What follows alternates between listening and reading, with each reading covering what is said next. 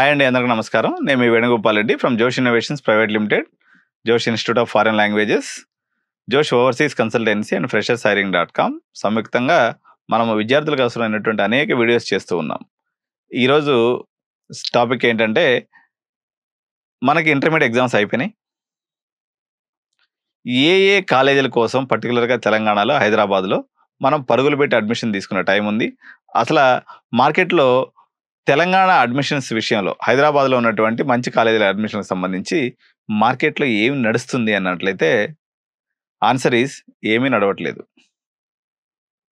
ఎందుకు నడవట్లేదంటే, కాంగ్రెస్ సర్కార్ ఫామ్ అయింది, ఇంతవరకు విద్యా మంత్రి డిక్లేర్ అవ్వలేదు, ఇంతవరకు జేఎన్టీయూ ఇన్స్పెక్షన్ కండక్ట్ కాలేదు.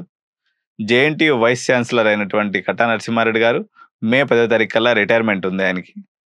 సో ఆయన తర్వాత కొత్త వీసీ వచ్చిన తర్వాత ఇన్స్పెక్షన్స్ చేస్తారా, లేకపోతే ఈ ఎలక్షన్స్ టైంలో మునిగిపోయి అసలు దీని గురించి పట్టించుకోరా, ఏం జరుగుతుంది, ఇన్స్పెక్షన్ అయిన తర్వాత ఎన్ని వేల సీట్లు కొత్తగా వస్తున్నాయి, ఇన్స్పెక్షన్స్ యొక్క పరిమితులు ఈసారి ఏ రకంగా ఉంటాయి. ఎందుకంటే మల్లారెడ్డి సార్ విషయంలో కానీ, లేకపోతే ఇంకొకరి విషయంలో కానీ ఇంతకుముందు గవర్నమెంట్ వాళ్ళదే ఉండబట్టి కొంచెం చూసి చూడట్టుగా పోతున్నారు.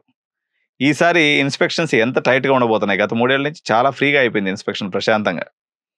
ఏదైనా ఈ సీట్లు ఏమైనా కట్ అవుతాయా, ఏదైనా స్పెషల్ ఇన్స్ట్రక్షన్స్ ఉంటాయా, ఏఐసిటీ నుంచి ఏదైనా స్పెషల్ అండ్ సర్ప్రైజ్ ఇన్స్పెక్షన్స్ ఉంటాయా, ఇట్లా 1,00,000 క్వశ్చన్స్. ఇకపోతే ఇవన్నీ టెక్నికల్ టర్మ్స్.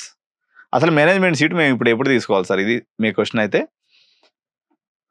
ఎగ్జామ్స్ అయిపోయిన తర్వాత అన్ని కాలేజీలు ఓపెన్ అవుతాయి మార్కెట్స్.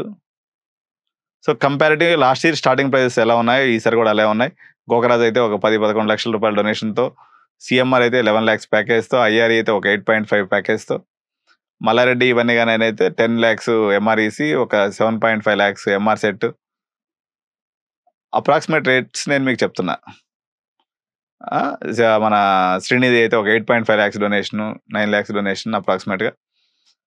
ఎంవిఎస్ఆర్ కూడా అదే రకంగా ఉంది. సో వర్ధమాన్ కూడా 10 lakhs, సివిఆర్ కూడా 10 lakhs అప్రాక్సిమేట్గా. ఈ బడ్జెట్లో బీవీఆర్ఐటీ కూడా ఒక 10 lakhs డొనేషన్ మీద. నేను చెప్పింది శాంపిల్ కాలేజెస్, ఎందుకంటే ఇంతవరకు మార్కెట్ క్లారిటీగా ఓపెన్ అవ్వలేదు. సో ఈ రకంగా నడుస్తుంది. కొంచెం ఇటువంటి 10-15 కాలేజీలో తీసుకోవాలనుకున్నటువంటి పేరెంట్స్ హరీగా వచ్చేయచ్చు, ఇది రైట్ టైమే తీసుకునేదానికి. మిగిలిన పేరెంట్స్ మాత్రం నిమ్మలంగా వెయిట్ చేసి తీసుకోవచ్చు, ఏం గత్తర్లేదు. ప్రజెంట్ అయితే మార్కెట్ డిసైడ్ అవ్వలేదు రిమైనింగ్ కాలేజీకి సంబంధించి. మీ స్పెసిఫిక్ కాలేజ్ అనుకున్నటువంటి పేరెంట్స్ మాత్రం రండి, ఇప్పుడు అడ్మిషన్ ప్రశాంతంగా చేసుకోవచ్చు.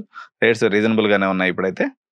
ఇది రీజనబుల్ అనే పాయింట్ ఆఫ్ వ్యూలో ఏదైనా డొనేషనే కానీ, కాబట్టి లాస్ట్ ఇయర్తో పోల్చి చూసుకున్నప్పుడు ఒక 30% ఇప్పుడు డిక్రిమెంట్ కనిపిస్తూ ఉంది డొనేషన్స్ పాయింట్ ఆఫ్ వ్యూలో. లాస్ట్ ఇయర్ 15 లక్షల కాలేజీలు నడిచిన కాస్త ఇప్పుడు 11, 10, కొన్ని కాలేజీలు అయితే 12 కూడా నడుస్తున్నాయి.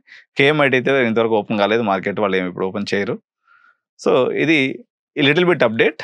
ఇంకా వచ్చే కొన్ని మనం అప్డేట్స్ అనేది నేను డొనేషన్స్ పాయింట్ ఆఫ్ వ్యూలో కూడా మీకు ఇస్తూ ఉంటాను.